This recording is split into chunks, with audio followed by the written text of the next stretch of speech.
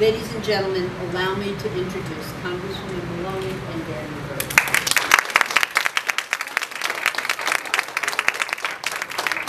For that really inspiring tour. I love the clothes closet. I love the new computers. I love the whole professional feel of this whole establishment that just gets you ready for work. And really the numbers speak for themselves. During the economic upturn, this program was employing 85% of their students, which is a remarkable success record. And the stories she was telling me about the graduates, and I think that's, I can't think of anything that's more important than helping someone help themselves and get a job. So it's really, really inspiring to be here. And I represent the 14th Congressional District in New York, which is the east side of Manhattan and parts of Western Queens, but I've been a longtime friend of Dan's, and I'm supporting his candidacy, and he wanted me to see this very inspiring program, and I'm so thrilled to be here. And the bridge to independence and career opportunities, because the work they do in providing women with the training they need to chase their dreams and pursue their aspirations is truly commendable. This whole program is about reigniting the American dream and putting a ladder down to help people come up that ladder and to realize the American dream. And I think it's just wonderful the way they are incorporating businesses, bringing businesses here to make them part of the process so that they can see the people and move to employ them. And basically what they're doing here is helping people help themselves and giving women and people in general the skills that they need to pursue good jobs. It's one of the most important things an organization can do, and it's really, truly inspiring. She was telling me that it was replicated in Israel. Once they came and toured it, they were so impressed they went back to Israel and started it. But unfortunately in Congress right now, a lot of my colleagues are playing political games, and they are just opposing everything that President Obama wants to do. I don't know if you heard his speech last Friday, but he came out for his own jobs program. He also came out for the transportation bill. The transportation bill used to be like having a glass of water. It was a consensus area that we all worked together on and passed. But instead of being yes we can, the Republican Party seems to be no you can't and no you won't, and we're going to stop it. So they have really turned this Congress into a gridlock, which is unfortunate and something that we need to change with new people in Congress that will work across that bridge, work with the other side of the aisle, and Dan is that type of person.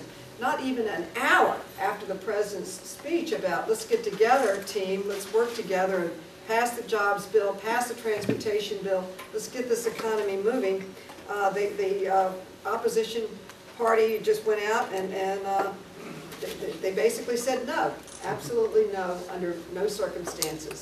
And one of the things that you have to remember is that when President Obama took office, this country was shedding 750,000 jobs a month.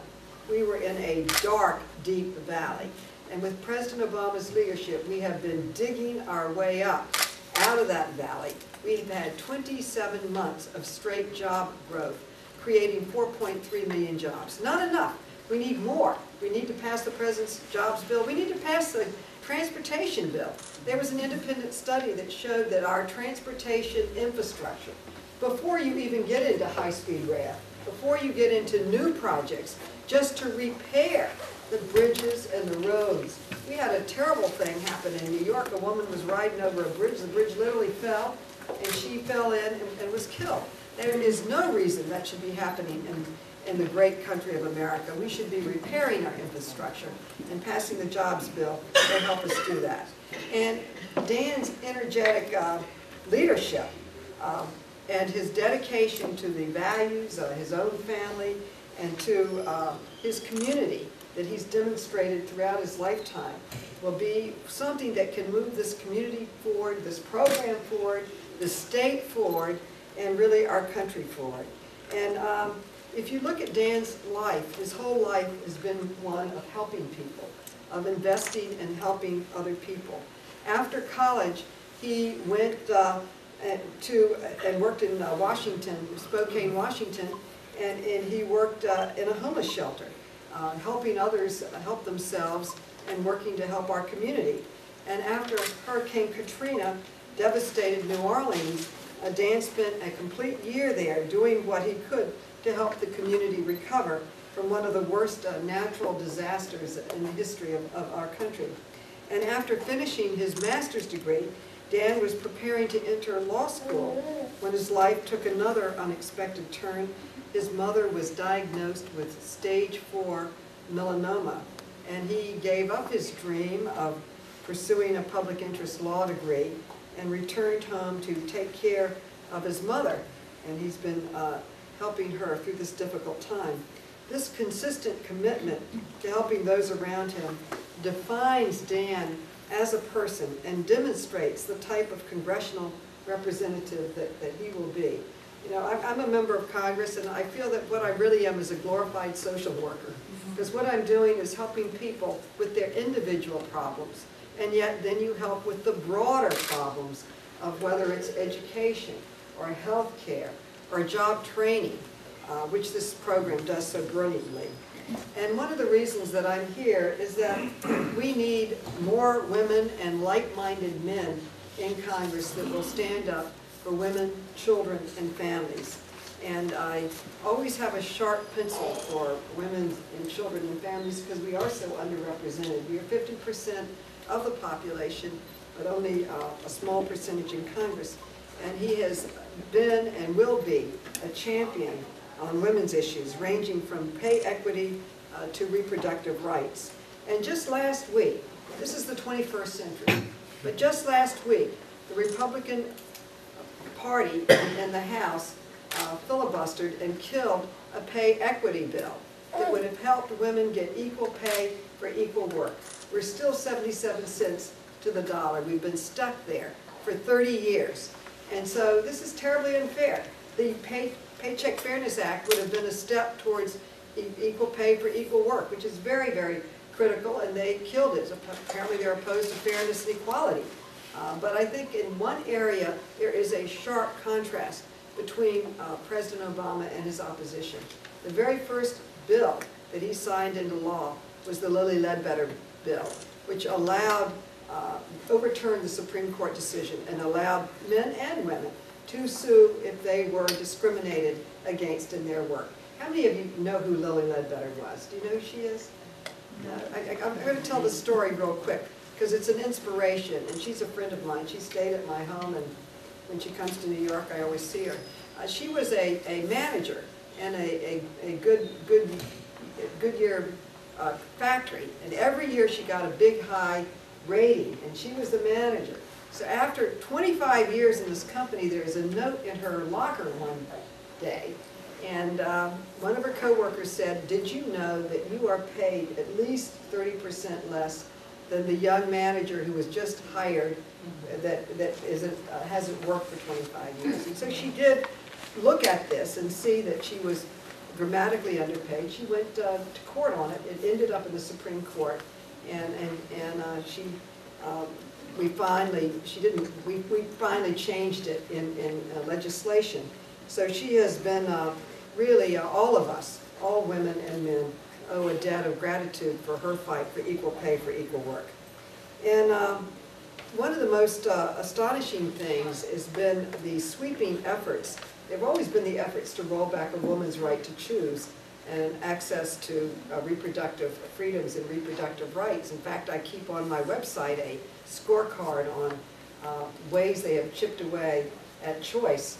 But what is happening in this Congress is they're not only going after choice, they're going after contraceptives and access to contraceptives, which is I would say, a consensus issue in this country. So it's really, really hard, and I'm concerned about the health care bill and their efforts to roll back the health care bill. In terms of women, the health care bill does for women and girls what Title IX did for women and girls in sports and equality of treatment in education. It has a whole host of preventive health care coverage. Pregnancy is no longer considered a pre-existing condition that you can deny health care coverage on. It used to be that men's health care was a lot less expensive than women's health care because they give birth and so forth. You can't discriminate against women in health care. There's just a whole range of protections, particularly for women and children in our health care bill. And one of the things that I like about Dan is that his main focus is jobs, and that's why we're here today. And he is the only candidate running for this seat that has come out with a comprehensive jobs plan to get America back to work and to invest in our future. And he believes in promoting research and development on university campuses. And in the last Congress, when the Democrats were in power, I chaired the Joint Economic Committee. I was the first woman in history to chair that committee. Only 18 women have chaired committees in Congress. But our studies show basic research, companies can't afford to invest in it. And one of the things that has made our country so great is that our government has invested in basic research, that then companies take and it helps come up with the new ideas that create the jobs and move us forward. But there's been a cutback in that area. He realizes that basic research and development, particularly at university campuses, is extremely important. And Dan supports legislation that would create jobs, help people, and help this country. He has been a strong supporter of a bill that I have that I think is a great bill called microbiz. And with so many people out of work, we were talking one day and I said, Dan, you know, we put all this money into micro loans overseas. We should do the same thing here in America. So I have a bill that that's supported by Treasury. It's hard to get them to support anything. But anyway, Treasury's supporting it, which would invest in startups and small loans up to $50,000. And that's a lot of times what little businesses need to just expand and hire more people. And I want to publicly thank him for his help on that bill. And I'm really here to endorse him.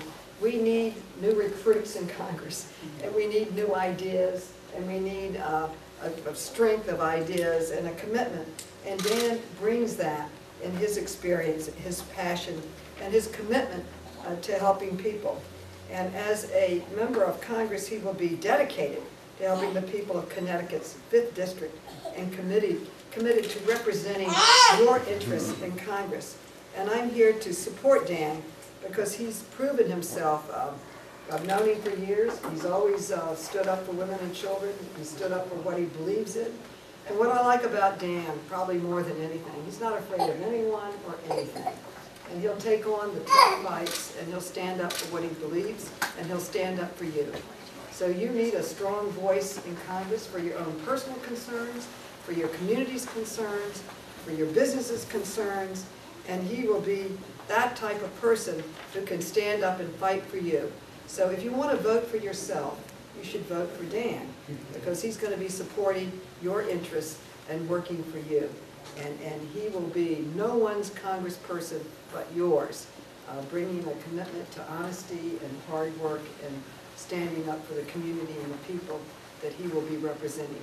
So I am here today to support my good friend Dan, and I hope you will too. And I hope we'll be moving on to victory. But I do want to say something to the students here today. I think it's important that you're here.